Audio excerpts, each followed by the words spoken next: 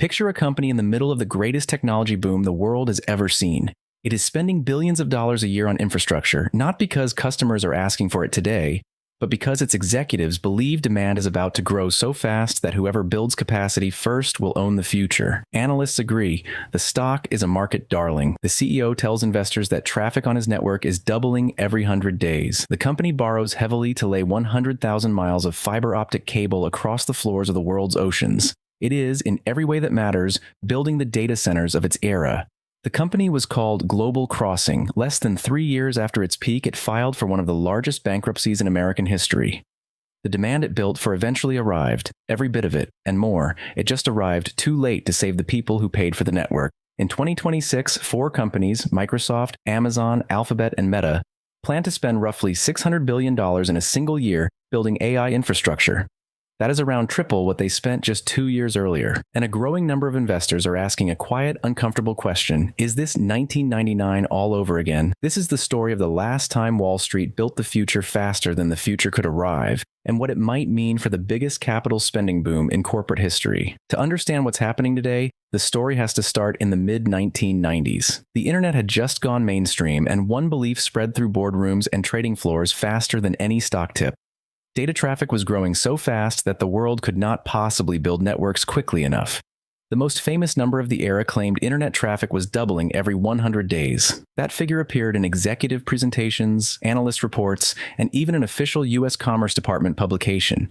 It implied roughly 1,000-fold growth per decade. There was just one problem: it wasn't true. Researchers later found traffic was doubling about once a year. Impressive, historic even, but a fraction of the myth. And on that myth, an industry raised staggering amounts of money. Through the late 90s, telecom carriers collectively poured hundreds of billions of dollars into fiber networks, much of it funded not by profits, but by debt and equity raised on the promise of exponential demand. New carriers appeared almost monthly, each laying its own cables along the same routes, each assuming it would capture the growth. And here is a detail that should sound familiar to anyone following AI markets today.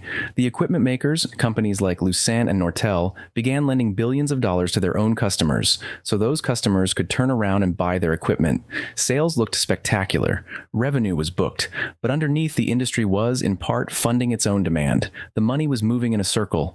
For the companies selling the picks and shovels, it was a golden age. Cisco, which made the routers that directed all this traffic, briefly became the most valuable company on the planet in March of 2000, worth over $500 billion. Corning, which manufactured the fiber itself, saw its stock rise more than tenfold. Nothing, it seemed, could stop the build-out, because everyone agreed on one thing: the internet was the future, and about that, they were completely right. Then the bills came due.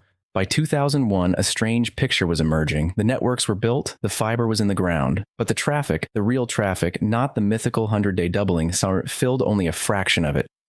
By some industry estimates, the overwhelming majority of the fiber laid during the boom sat completely unused. The industry even had a name for it: dark fiber.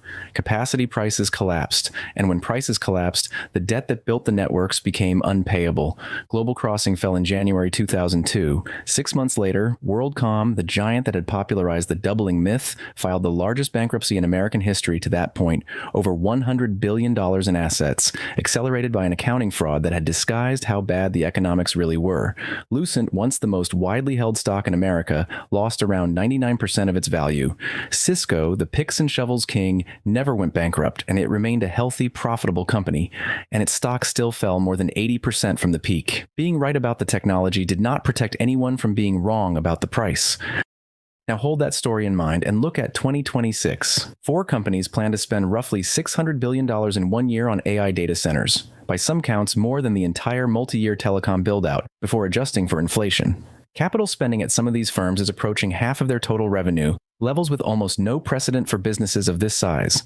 Alphabet has even issued bonds that don't mature for 100 years to help fund construction.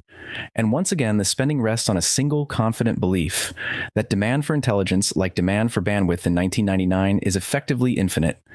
The echoes are hard to ignore. A revolutionary technology that is genuinely real. A demand story built on exponential curves. Vendors and customers financially intertwined in circular arrangements. Competitors building duplicate capacity along the same routes, racing to the same finish line. And a market that has decided the spending itself is proof the spending is justified. So is the verdict obvious? Is this simply 1999 wearing a new costume, and the only question is when the music stops? Not so fast, because buried inside the fiber story is a twist most people telling this comparison leave out. The fiber didn't disappear when the companies died. It sat there in the ground, nearly worthless, until a young search engine called Google began quietly buying dark fiber for pennies on the dollar. That cheap, abundant bandwidth became the invisible foundation for everything that followed. Streaming video, cloud computing, social media, the modern internet economy. The bust didn't kill the future, it transferred it from the people who built it to the people who bought it at the bottom. Trillions of dollars of value was eventually created on top of that fiber. Almost none of it went to the investors who paid for the construction. And that raises the three questions that actually matter for anyone watching today's build-out. First, there is one fundamental difference between fiber in 1999 and AI chips in 2026. A difference in the physics of the asset itself, and it cuts in a direction that surprises most people. Second, history shows a small group of companies in these manias made money in the boom and survived the bust, and they shared one identifiable trait. And third, if the pattern ever repeats, who is positioned to play the role Google played in 2003, the buyer at the bottom? Part 2 answers all three, starting with the difference between an asset that lasts 40 years in the ground and an asset that starts aging the moment it's plugged in. Because that single fact may decide whether this era ends like Global Crossing or like nothing markets have ever seen before. This has been Quiet Bull. The story continues in part 2. This video is for education and entertainment only. It is not financial advice, and nothing here is a recommendation to buy or sell any security. Markets involve risk. Always do independent research.